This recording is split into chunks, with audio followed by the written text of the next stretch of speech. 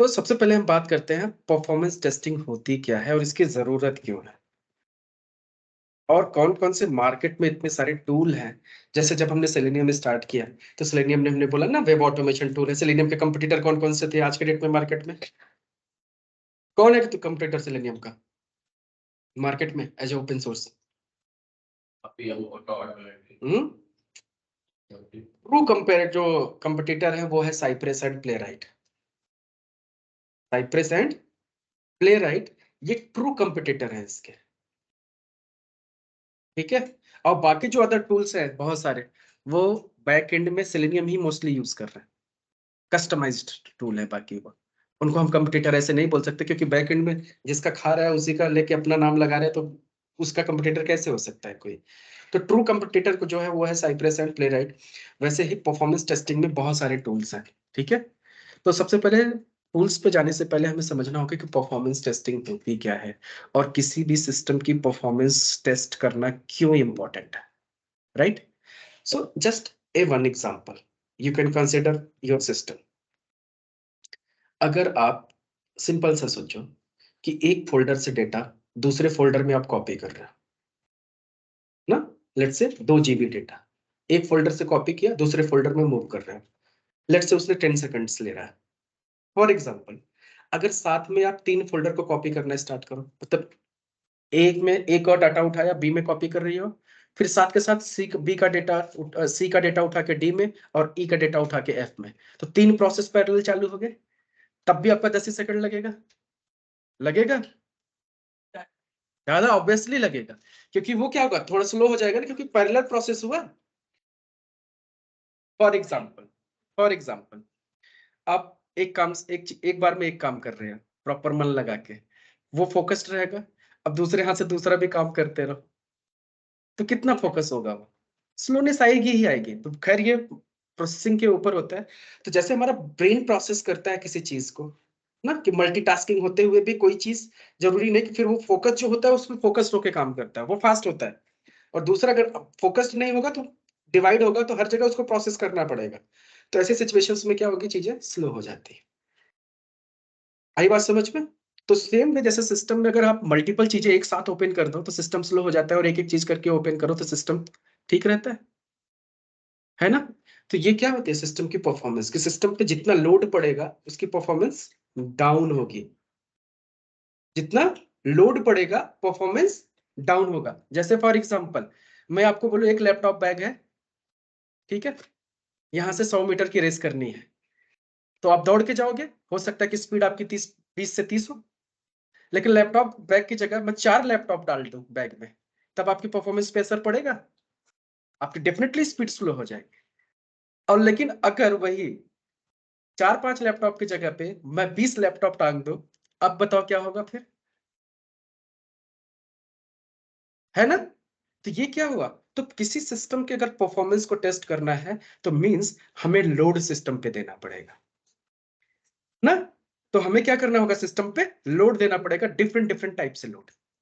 कि लेट से कि पहले हमने 5 यूजर, अब जैसे फॉर सेम एग्जांपल पे आ जाते हैं, एक्चुअल एग्जांपल पे, कि लेट से हमारा वी टाइगर एक एप्लीकेशन है या हमारा जीमेल एक एप्लीकेशन है। तो जीमेल पे आपको वो फील नहीं आता, लेकिन अगर जैसे मान लो वी टाइगर आपका एक एप्लीकेशन है, इस पे एक यूजर लॉग इन करके एक्शन एक्टिविटी परफॉर्म कर रहा है, फिर same time 5 user log in करके करें, फिर 50 यूजर लॉग इन करके करें, और फिर 1000 यूजर, तो सिस्टम का भी तो परफॉर्मेंस पे असर पड़ेगा कि जितना यूजर होंगे उतना अलग अलग काम कर रहे होंगे प्रोसेसिंग में, तो क्योंकि वो भी तो एक कंप्यूटर है जहां पे प्रोसेस हो रहा है, तो जितना ज्यादा चीजें प्रोसेस करेगा स्लो होगा कि नहीं होगा? तो हमें ये चीजें उसमें परफॉर्मेंस टेस्टिंग में टेस्ट करना पड़ता है कि लेट से हमारा सिस्टम का जो इंफ्रास्ट्रक्चर है, जो सर्वर कॉन्फ़िगरेशंस वगैरह है, वो इतना हाई होना चाहिए कि कितने यूजर तक का लोड वो लेके चल सके। है ना? जैसे फॉर एग्जांपल आईआरसीटीसी आप लोगों ने कभी यूज किया? तो अगर जब तत्काल का टिकट बुक करना होता है, तो उस टाइम पे कभी आपने नोटिस किया कि आप लॉगिन तक नहीं कर पाते, वो घूमता ही रहता है? क्यों? क्योंकि उस टाइम पे सारे यूजर, सबको टिकट की जरूरत है, और उस टाइम पे क्योंकि 1 घंटे की विंडो है, उसी में सबको टिकट बुक करना है, तो पूरा यूजर आ जाता है, तो लोड बढ़ जाएगा, तो सिस्टम प्रोसेस स्लो हो जाएगा। ठीक है।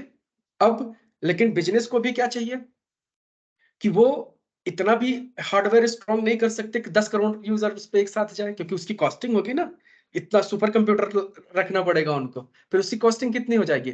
तो वो भी क्या सोचते हैं कि कितनी टिकट है, कितने यूजर्स है, उसके हिसाब से चलो बैलेंस करके चले, लेकिन सिस्टम को क्रैश नहीं होने देते।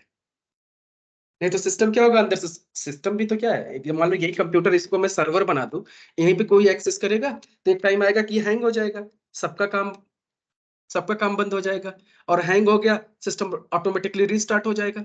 अभी जैसे होता क्या है कि सिस्टम में जब आप चलाते रहते हो तो रैम होता है, रैम की मेमोरी बढ़ती घटती रहती है, रैम अगर पूरा फुल हो गया तो अपने आप सिस्टम रीस्टार्ट हो जाएगा। अब रीस्टार्ट हुआ तो जो 1 घंटे में टिकट जिसकी बुक होनी थी वो भी नहीं हुई, तो रेलवे का नुकसान हो जाएगा। तो वो क्या करते हैं कि इसकी परफॉर्मेंस टेस्टिंग करते हैं पहले सिस्टम की, कि मैक्सिमम कितने यूजर तक हमारा सिस्टम लोड झेल सकता है, और इसके ऊपर अगर यूजर आया तो हमें उस यूजर को लेना है कि नहीं लेना है। तो कई सारे फिर ब्लॉकर्स लगाए जाते हैं वहाँ पे।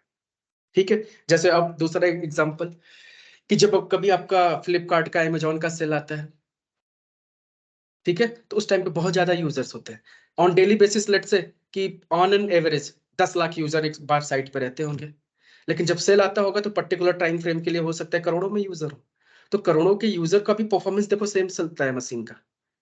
तो वो क्या करते हैं, उस सिस्टम को पहले परफॉर्मेंस उसकी टेस्ट की जाती है कि इतना यूजर का लोड वो लेके चल पाएगा कि नहीं। तो तब हम क्या करते हैं, जब परफॉर्मेंस टेस्टिंग हम करते हैं तो उसमें हम सिस्टम पे लोड डालते हैं ना। लोड डालने का मतलब हो गया एज ए रियल यूजर। अगर इसी को मैन्युअली हमें टेस्ट करना पड़े किसी सिस्टम को, तो जनरली 2 यूजर लॉग इन करके एक साथ काम कर रहा है, फिर 10 यूजर। लेकिन अगर हम बोलेंगे जी कि 500 यूजर लॉग इन करके इकट्ठा काम करें, तो वो 500 यूजर लाएंगे कहाँ से हम कंपनी में, नहीं। तो उसके लिए फिर कोई ना कोई हमें टूल यूज करना पड़ता है, जो कि टूल क्या करता है, उस सर्वर पे वर्चुअल यूजर की तरह काम करता है। तो वो भी क्या होता है, वर्चुअल यूजर होता है, लेकिन एक्ट एज ए यूजर ही करेगा। समझ गए। तो वो क्या करेगा, उसी सिस्टम को 500 लोगों ने एक्सेस करना स्टार्ट किया, तब हमें लोड पता चलेगा कि सिस्टम का बिहेवियर क्या है, कि 500 यूजर तक लेके। तो हर एक कंपनी का अपना एक क्राइटेरिया होता है कि उसके पास कितने कस्टमर बेस हो सकते हैं अभी के लिए, तो हार्डवेयर कैसा चाहिए, सर्वर का हार्डवेयर कॉन्फ़िगरेशन कैसा चाहिए, फिर उसी हिसाब से यूजर आगे बढ़ेंगे तो हम आगे अपग्रेड करेंगे। क्योंकि जो ये आपके AWS वगैरह हो गए, अमेजॉन वगैरह, जो यहाँ के सर्वर्स हैं, ये बहुत ज्यादा स्केलेबल होते हैं, मतलब डायनेमिक होते हैं। तो वो सर्वर्स वो ऐसे बेचते भी हैं अपनी चीजों को, हार्डवेयर्स को, राइट, कि 2 कोर सीपीयू चाहिए कि 4 कोर सीपीयू चाहिए आपके एप्लीकेशंस के लिए। तो जैसे यूजर होते हैं उस हिसाब से वो हार्डवेयर लेते हैं, और जितना वो यूटिलाइज होता है हार्डवेयर, उसके हिसाब से वो पेमेंट आती है, चार्ज करते हैं।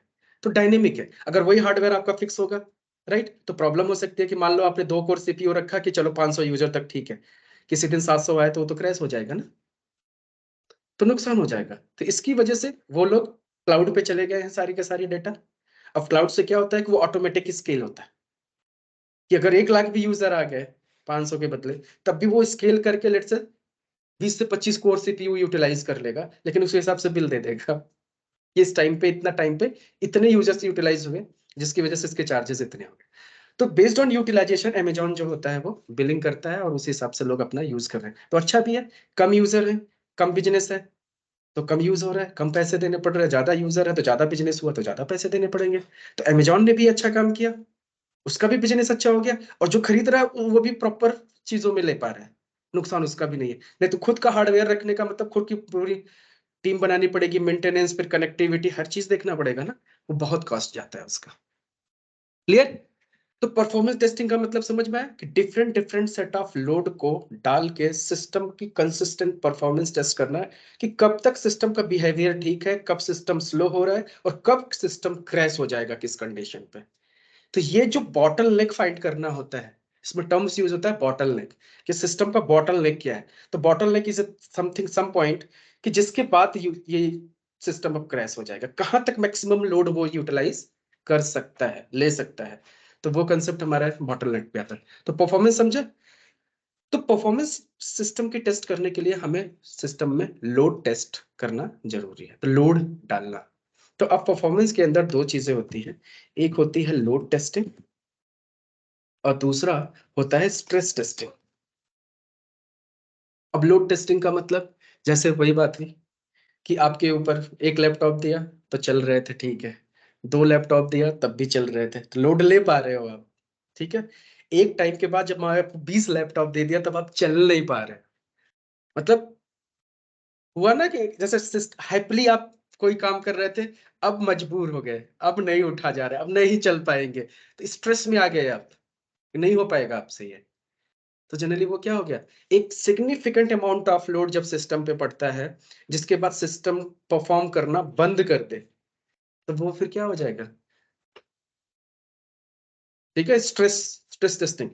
अब 3 चीजें यहाँ पे आई, ग्राफ के हिसाब से समझना पड़ेगा आपको, ये आगे बताऊंगा कि एक तब तक लोड आपका सिस्टम पे पड़ेगा जब तक कि परफॉर्मेंस पे कोई असर नहीं है ना।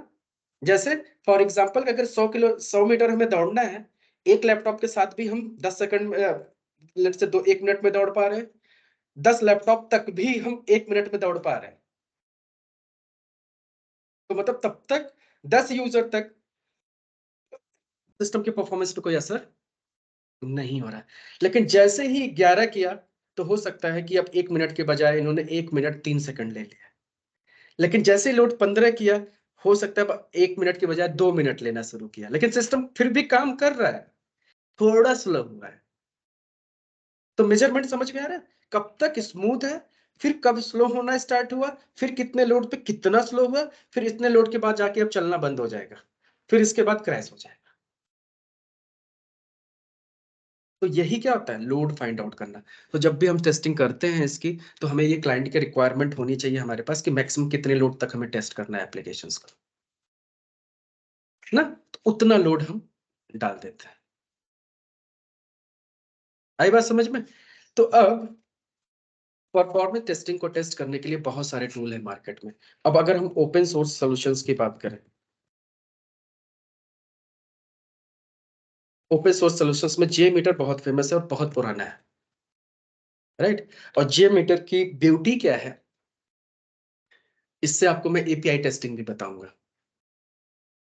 तो जे मीटर के थ्रू आप फंक्शनल टेस्टिंग भी कर सकते हैं। फंक्शनल मतलब जो सेलेनियम से करते हैं। जे मीटर से आप एपीआई भी टेस्ट कर सकते हैं, और जे मीटर से आप परफॉर्मेंस भी कर सकते हो, मतलब एक साथ तो सारी चीजें हो सकती है जे मीटर से, कि साथ के साथ यूआई, एपीआई और परफॉर्मेंस। क्योंकि रीजन क्या है, कोई भी परफॉर्मेंस टेस्टिंग टूल जब होता है, जब वो परफॉर्मेंस टेस्ट करेगा तो यूजर की तरह ही तो काम करेगा। कि जैसे लॉगिन करना है हमें, चेक करना कि एक टाइम पे कितने यूजर लॉगिन कर सकते हैं, तो वो लॉगिन एक्चुअल में करेगा ना सिस्टम में, तो लॉगिन करने के लिए तो ऑटोमेशन स्क्रिप्ट लगेगी। अब उसके लिए थोड़ी ना हमें सेलेनियम यूज करना है, तो वो भी एक्टिविटी परफॉर्म करेगा लॉगिन, और फिर साथ के साथ बैकएंड में लोड चेक करेगा, लोड भी पड़ेगा, फिर उसकी परफॉर्मेंस भी निकालेगा। तो एक ही टूल फिर आपको वो क्या करेगा, यूआई एपीआई भी टेस्ट कर लेगा, क्योंकि हमें यूआई की परफॉर्मेंस टेस्टिंग देखनी पड़ती है, एपीआई की भी परफॉर्मेंस चेक करना पड़ सकता है, तो इसलिए ये सब टाइप के टेस्टिंग्स को परफॉर्म कर लेता है। तो जे मीटर ही नहीं, सारे टूल परफॉर्मेंस के, वो आपके सारे टाइप की टेस्टिंग भी परफॉर्म कर सकता है। That's a good thing actually. लेकिन बहुत कॉम्प्लेक्स चीजें नहीं कर पाएंगे, क्योंकि फिर उसके लिए फिर वो एक लॉजिक लिखना पड़ता है, बट करने को कर लेंगे, ठीक है। तो सबसे टॉप पे जो टूल है फ्री वाला, वो क्या है, जे मीटर। और आज के डेट में दूसरा जो ओपन सोर्स में है, गैटलिंग, ये भी ओपन सोर्स है, ठीक है। ये बहुत ज्यादा यूज में आ रहा है, ये भी फ्री का है। अब पेड में सबसे ज्यादा कौन से हैं popular, load runner, neo load, silk performer, ऐसे बहुत सारे टूल हैं, ठीक है। ऐसे ओपन सोर्स में भी और भी बहुत सारे हैं। तो ये सारे टूल बेसिकली यूज होते हैं। तो जे मीटर सबसे ज्यादा यूज होने वाला है ओपन सोर्स में, और पेड टूल में सबसे ज्यादा यूज होने वाला है लोड रनर, ठीक है। बट और भी टूल अब मार्केट में आ रहे हैं, क्योंकि अब धीरे धीरे लोड रन बहुत कॉस्टली। तो ये जनरली यहाँ पे प्रॉब्लम क्या आती है कि कौन सा टूल सेलेक्ट करें, लोड रनर क्यों लोग यूज करते हैं, या फिर जे मीटर लोग क्यों यूज करते हैं। लोड रनर यूज करने का एक्यूरेसी होती है सिस्टम में, ना। जैसे कोई एक डॉक्टर है किसी चीज का, लेट्स से हार्ट स्पेशलिस्ट, अगर कोई एमबीबीएस है और कोई एमडी है, तो डिफरेंस है कि नहीं है। आप एमबीबीएस के पास जाओगे कि एमडी के पास? एमडी ज्यादा स्पेशलिस्ट है ना, और रिसर्च किया हुआ उस पे। तो वही सेम चीज हो गया कि जे मीटर से भी काम तो हो जाता है, लेकिन जब क्वालिटी और क्वांटिटी और एक्यूरेसी की बात आती है तो लोड रनर ज्यादा परफेक्ट है उसमें, इसलिए वो कॉस्ट लेता है। और जे मीटर फ्री का है, तो थोड़ा बहुत एक्यूरेसी से लोग कंप्रोमाइज कर लेते हैं कि मान लो एग्जैक्ट 500 यूजर की हम बात किए हैं, तो 600 भी है तब भी ठीक है, या 400 है तब भी ठीक है, तो उतना तो लेके चलना पड़ेगा ना। लेकिन लोड रनर क्या होता है, ये एक्यूरेट इंफॉर्मेशन देता है। ठीक है, तो चलो इसके बारे में देखते हैं।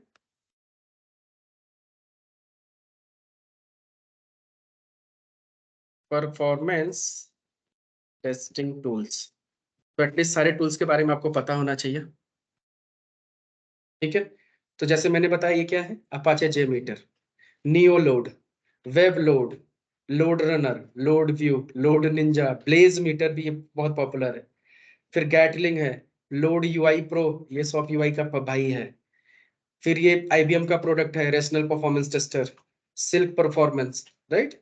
तो इसमें से जो सबसे पॉपुलर है वो मैंने आपको बताया, Apache JMeter, LoadRunner, Gatling, Silk Performer, right, और आपका ब्लेज मीटर भी चल रहा है। ठीक है ना, तो ये सारे जो है पॉपुलर टूल हैं आपके परफॉर्मेंस टेस्टिंग के। ठीक है, अब इसके बाद आते हैं top 10 performance testing tool in 2023। तो इसको भी एक बार देख लो, दूसरे का क्या एवेल्युएशन है, परफॉर्मेंस टेस्टिंग होती क्या है, why we need performance testing, ये भी आपको समझ में आ गया। ठीक है, types of performance testing, load test, इसके बाद ये बहुत सारी चीजें हैं। वॉल्यूम टेस्टिंग भी होती है, वो जो यूजर्स को वॉल्यूम डालते हैं ना, data data point of view से। तो सबसे टॉप पे क्या है, जे मीटर। ठीक है, अब इसके बारे में है कि क्या क्या इसके अंदर कैपेबिलिटीज हैं। ठीक है, जब उसके टूल के अंदर जाएंगे तो हम देखेंगे कि कितने कितने टाइप के रिक्वेस्ट को ये हैंडल करता है, कैसे करता है। फिर दूसरे पे क्या है, गैटलिंग। ठीक है, क्योंकि ये भी ओपन सोर्स है, देख रहे हो, ओपन सोर्स। तो जे मीटर के कंपैरिजन में गैटलिंग भी बहुत स्ट्रॉन्ग चल रहा है इस टाइप पे। इसके बाद नेक्स्ट, ये अपना दे दिया। बस है, मार्केटिंग करने का देखो तरीका, दो पहले दूसरा दो, फिर अपना लगा दो। ठीक है, हटाओ इसको, ये तो ये पैसे लेता है। फिर आ गया पैसे वाले में, तो लोड रनर। ठीक है, फिर ब्लेज मीटर, ये भी पैसा लेता है। फिर बाकी पैसे वाले हैं, लो कस्ट आ गया, इसका तो हम ओपन सोर्स है, पाइथन बेस्ड है ये। तो चलो ये अगले बैच वालों को काम आएगा, लो कस्ट। K6 जावास्क्रिप्ट बेस्ड है ये। अपाचे बेंच भी है एक, ये लेकिन कमांड लाइन टूल है ये। नियो लोड, ये भी अच्छा टूल है। टीसंग। चलो ठीक है, तो हमें जहां कहाँ पे फोकस करना है फिलहाल, जे मीटर। तो जे मीटर की ऑफिशियल वेबसाइट है, राइट, अपाचे जे मीटर। हेलो, बोलो,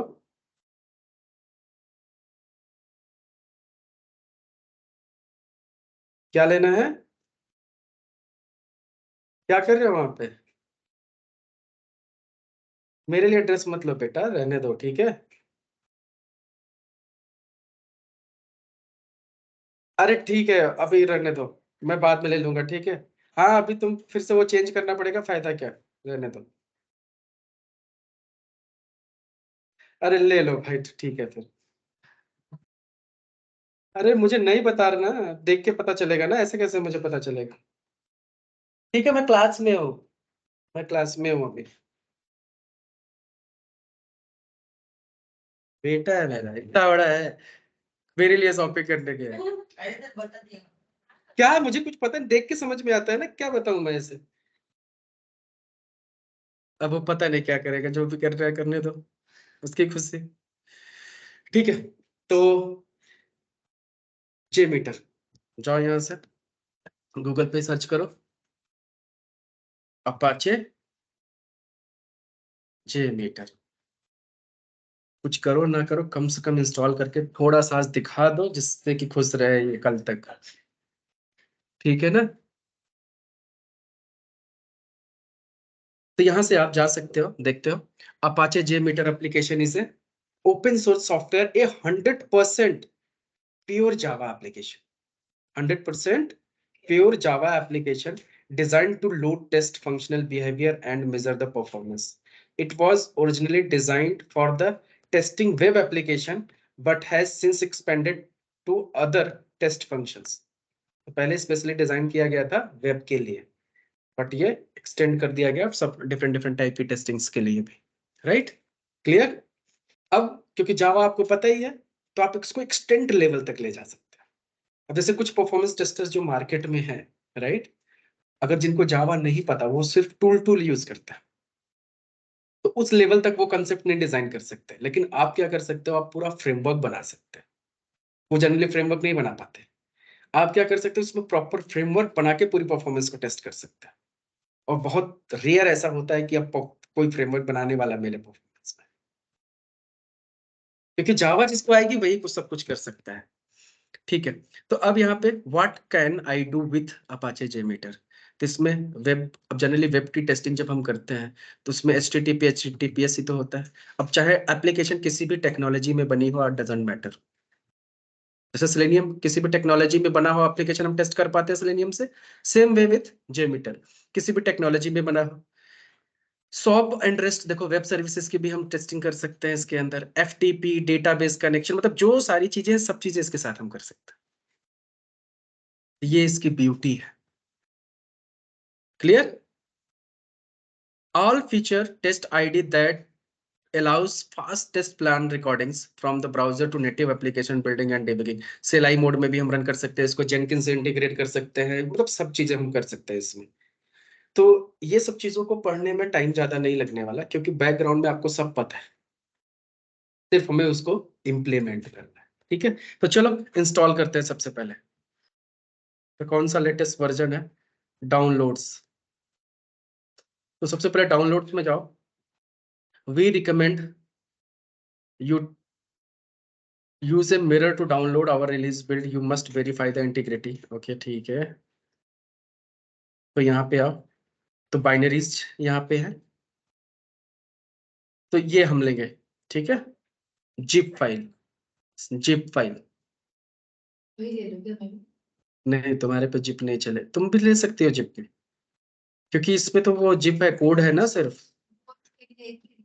हाँ, ले सकते हो, तो इस पे क्लिक कर दो। हम्म,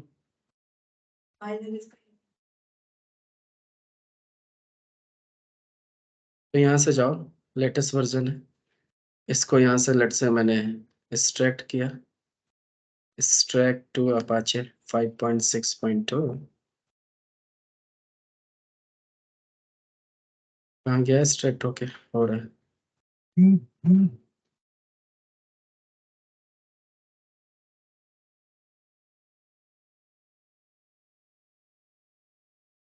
Except to Apache.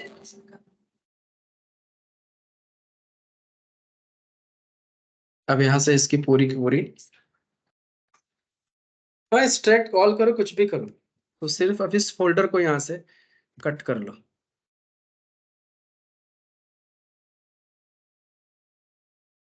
मैं F ड्राइव में ले जाके रख देता हूँ। इसका पहले एक इंस्टॉलर exe फाइल आती थी, डबल डबल क्लिक करो, नेक्स्ट इंस्टॉल हो जाता था। अब ये पूरी पूरी लाइब्रेरी दिया है, इंस्टॉलर नहीं दिया है। अब इसको हमें देखते हैं, कमांड प्रॉम्प्ट से करना पड़ेगा, लेकिन ऐसा क्यों किया? वो भी वर्जन होना चाहिए, let me check. Source archive, उसके फोल्डर में डालें क्या सर उसका? फोल्डर मूव करना है। मैंने क्या किया, उसको एक्सट्रैक्ट किया, और ये देखो फोल्डर, इसको कॉपी करके यहाँ रख लिया। इसमें सिर्फ ये ऐसे है फाइल्स। डाउनलोड्स में क्यों रखना, कहीं पे एक जगह अपने सारे सॉफ्टवेयर जहाँ रखे हो सेलेनियम के, वहीं पे इसको भी रखो।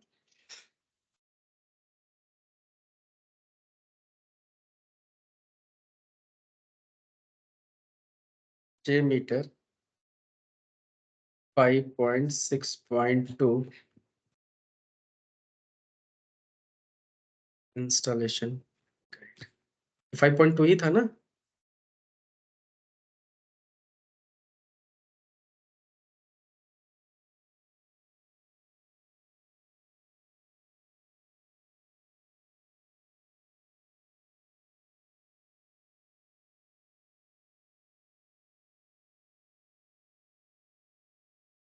डालने के बाद क्या किया? बस अभी रखा है वहीं पे। इसका डॉक्यूमेंटेशन बहुत स्ट्रांग है।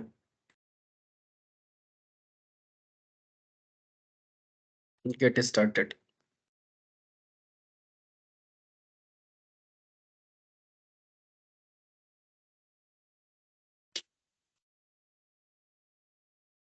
ठीक है, सिंपल सा क्या करना है आपको, ये जहां पे जे मीटर है वहां पे जाके हमें कमांड रन करना है, JMeter dot bat file.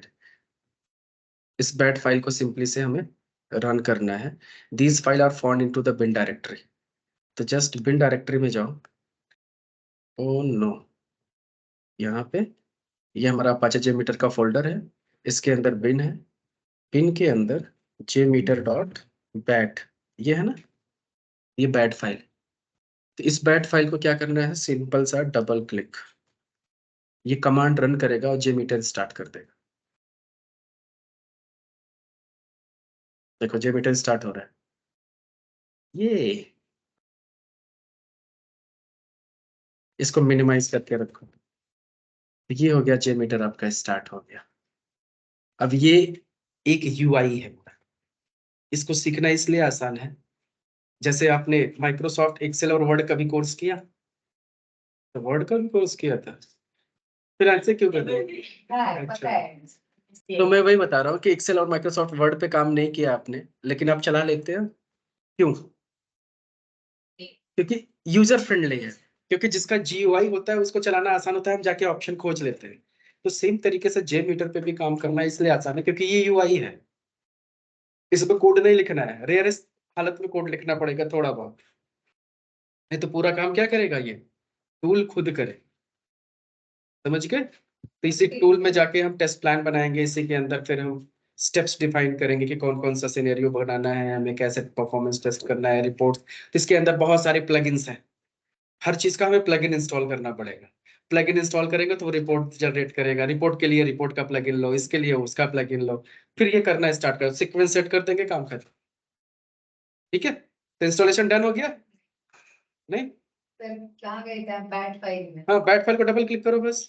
ऐसे आ रहा है, यही हुआ है। अरे माय कीस्टोर डॉट बैट ऐसे आ रहा है। नहीं, मेरे तो चालू हो गया, ये बैट फाइल जब डबल क्लिक किया।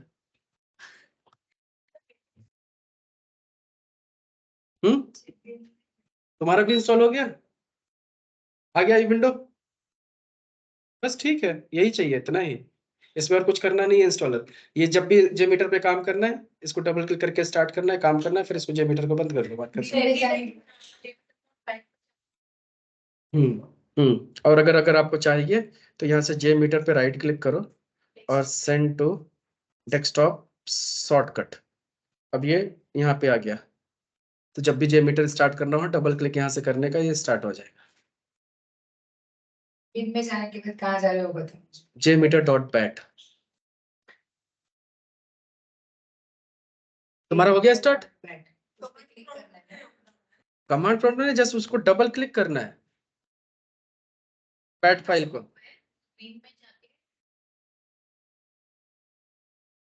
बैट दिख नहीं रहा है क्या? अच्छा, कॉपी हो रहा है, ठीक है।